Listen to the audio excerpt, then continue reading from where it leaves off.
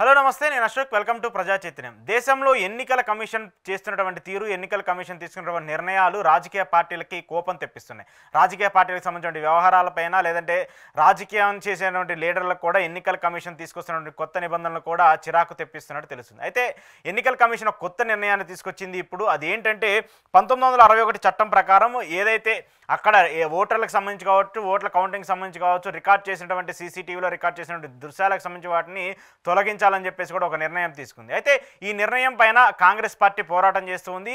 ఏదైతే ఎన్నికల కమిషన్ తీసుకున్నటువంటి ఈ నిర్ణయం ఉందో అది సరైనది కాదు అంటూ కూడా కాంగ్రెస్ పార్టీకి చెందినటువంటి నేత జయరాం రమేష్ కోర్టుకు వెళ్లారు.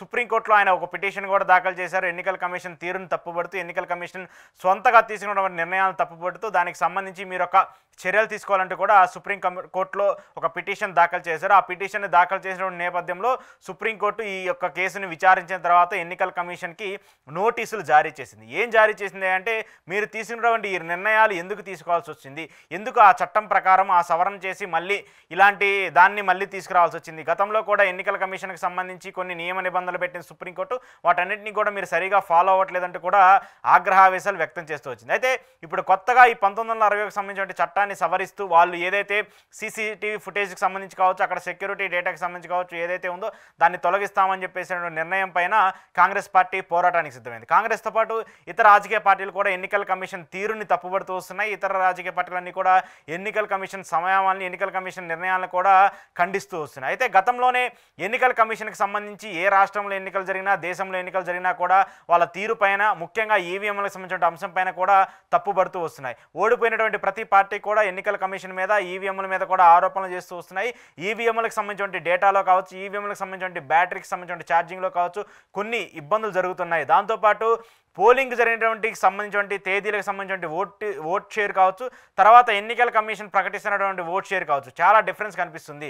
ఎందుకు ఇంత డిఫరెన్స్ని ఎన్నికల కమిషన్ ప్రకటిస్తుందంటూ కూడా చెప్తూ వస్తున్నారు. ఇంకా అంతకుమించి కొన్ని రాష్ట్రాల్లో పోలైనటువంటి ఓట్ల కంటే లెక్కించినటువంటి ఓట్లు ఎక్కువగా ఉన్నాయంటూ కూడా చాలామంది రాజకీయ నేతలందరూ కూడా విత్ ఆధారాలతో, రికార్డుతో డేటానంతా కూడా బయట పెడుతూ ఉన్నారు. వాటన్నిటి మీద కూడా చాలాసార్లు విమర్శలు వచ్చాయి. ఎన్నికల కమిషన్ మాత్రము ఒకటే మాట, ఒకటే ధోరణిలో అలాంటిది ఎక్కడా చేయదు, ఈవీఎంలు ఎవరు హ్యాక్ చేయలేరు, ఈవీఎంలు హ్యాక్ చేసేటువంటి టెక్నాలజీ ఇంకా రాలేదంటూ కూడా ఎన్నికల కమిషన్ చెప్తుంది. ఇక మరోవైపు ఏపీకి సంబంధించిన గతంలో ఎన్నికలు జరిగినప్పుడు ఏపీకి సంబంధించిన అంశంలో కూడా చాలామంది ఈవీఎంలకు సంబంధించిన అంశం మీద మాట్లాడుతూ ఉన్నారు. ఈవీఎంలు ట్యాంపరింగ్కి సంబంధించి, ఈవీఎంలు హ్యాకింగ్ జరిగాయని చెప్పేసి కూడా కొంతమంది ఆరోపణలు చేస్తూ ఉన్నారు. దాంతోపాటు కొన్ని నియోజకవర్గాలకు సంబంధించి రీవెరిఫికేషన్ చేయాలంటూ కూడా చెప్పినటువంటి నేపథ్యంలో దానికి కూడా ఎక్కడా కూడా ఎన్నికల కమిషను సుప్రీంకోర్టు నియమాలని, సుప్రీంకోర్టుకు సంబంధించిన నిబంధనలను ఎక్కడా పాటించకుండా తమ సొంత నియమావళికి సంబంధించి, తమ సొంత నిర్ణయాలకు సంబంధించి చేస్తూ వచ్చింది. వాటి మీద కూడా విమర్శలు జరుగుతూ వచ్చాయి. సో ఎన్నికల కమిషన్ మీద ఈ రేంజ్లో విమర్శలు జరుగుతున్నప్పుడు, ఎన్నికల కమిషన్ మీద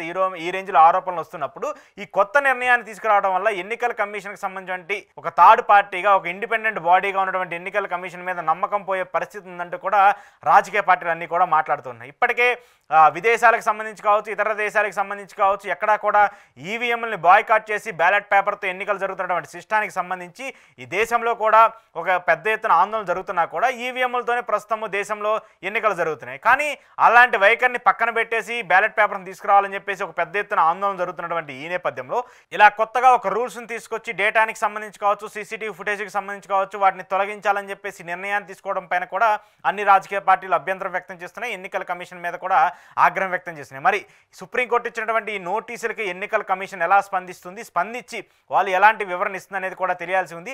ఏది ఏమైనప్పటికీ దేశ రాజకీయాలకు సంబంధించి కావచ్చు, ఎలక్షన్స్కి సంబంధించి కావచ్చు, ఏమి చేయాలన్నా ఎన్నికల కమిషన్ తీరు మీద ఇప్పుడు సర్వత్రా అన్ని రాజకీయ పార్టీలు విమర్శలు చేస్తూ వస్తున్నాయి. గెలిచిన రాజకీయ పార్టీలు మినహాయిస్తే మిగతా అన్ని రాజకీయ పార్టీలు కూడా అనుమానాలు వ్యక్తం చేస్తున్నాయి ఈవీఎంల పైన, ఎన్నికల కమిషన్ పైన. దాంతోపాటు ఉత్తరప్రదేశ్ లాంటికి సంబంధించిన రాష్ట్రంలో కూడా గతంలో పార్లమెంట్ ఎన్నికలు జరిగినప్పుడు కూడా అఖిలేష్ యాదవ్ కొన్ని కీలక వ్యాఖ్యలు చేశారు.